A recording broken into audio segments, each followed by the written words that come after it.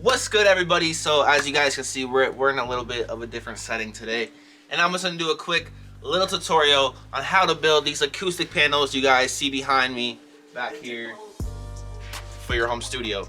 Instead of buying a whole bunch of this stuff, you can just go ahead and build your own studio panels, and it looks a lot more professional, and they're super simple to build. So I figured I'd make this little video to show you guys how I did it, because it's super simple.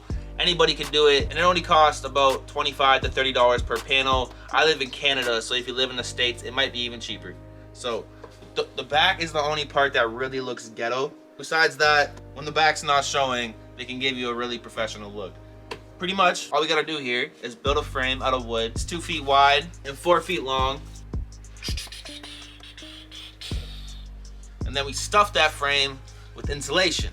Now I'm pretty sure it's called rock wool comfort board. I'll leave a link down below in the description. And then we wrapped it in some fabric. We have a store locally where I live called Fabricland, where you can get all sorts of fabrics. And I just got some random fabric that I saw at Fabricland, some gray fabric, and wrapped it in some gray fabric. Like, you could literally use a bed sheet if you wanted to, if you guys don't want to go buy some fabric. But there's so many different types of fabric you could buy. At the time when I did this back in 2018, and I was on a budget at the time. I didn't have much money, so I only got some basic gray fabric. But you can get fabric with music symbols on them, microphones, pianos, music notes, bandana fabric. There's so many different type of fabrics and colors you guys can get to wrap your panel with. I just did a basic gray, and up here we did some white. But if you guys want to get creative, you can really wrap it in some cool fabrics. Now for our wood that we built the frame out of, we have two 4-foot long boards on the side, 3.5 inches wide and a 1/2 inch thick.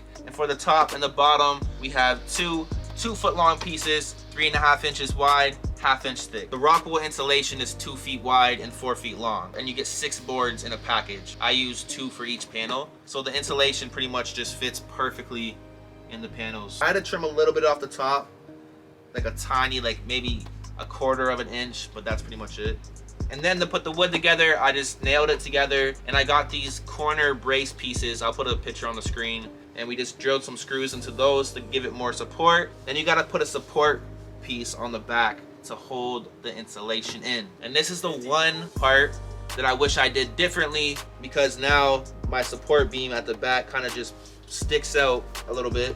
I'll show you guys what I mean. Like, if you look at the panel, you'll see this piece in the middle right here, and it just sticks out. Here's some more B-roll to show you guys what I mean. So that's the one mistake I did make. Now one of my friends, Nate, he actually did it the proper way. I showed him how I built my panels, and he actually works at like a glass framing place, so he knows how to do this type of stuff a lot better than I do. But he went ahead and built his own panels. This is how you should do your back support beam, not like I did it. Don't just put like a piece of wood across.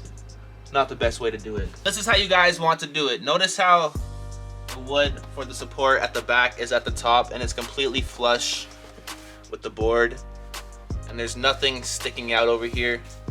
All your edges are completely flush. See, Nate did it properly. So he cut out a piece of wood, and he fit it between the two sides, and he drilled the screws in the sides. Now he used different insulation than I did. He used this pink insulation. It's a little bit cheaper, but you can make more panels with it. He built 3 panels, and he still has more than half of the pack left. I built 3 panels, and the whole pack of my insulation's gone. But this stuff you have to cut up. What I like about the boards that I use for the insulation, they fit perfectly into the wood. You don't really gotta cut much. But when you guys do your back support beams, do them like this. One at the top, one at the bottom, and then you have some support for it doesn't fall out at the back. And then you're gonna wanna get a staple gun to staple your fabric to your wood. And then after all said and done, I didn't do this, but Nate's smart and he did this. As you can see, he has a little clip right here for you can put it on your walls. My panels are hanging right on the wood. And notice how he has a different fabric than I do as well. It has like a texture to it. It's kind of like checkered. But as I mentioned before, you guys can use whatever type of fabric you want. Get creative with it. That is pretty much it. Just wanted to make this quick video to let you guys know you can build acoustic panels. It's super easy. It's not hard to do. It's really effective. can help your studio, and it looks great. So I highly suggest it. If you guys like this video, make sure to give it a thumbs up. Drop a comment down below. Subscribe if you're not subscribed. We got videos dropping every single week. So hit that subscribe button, and I'll see you guys soon. Go make some studio panels. Yeah. Sweet. Peace out.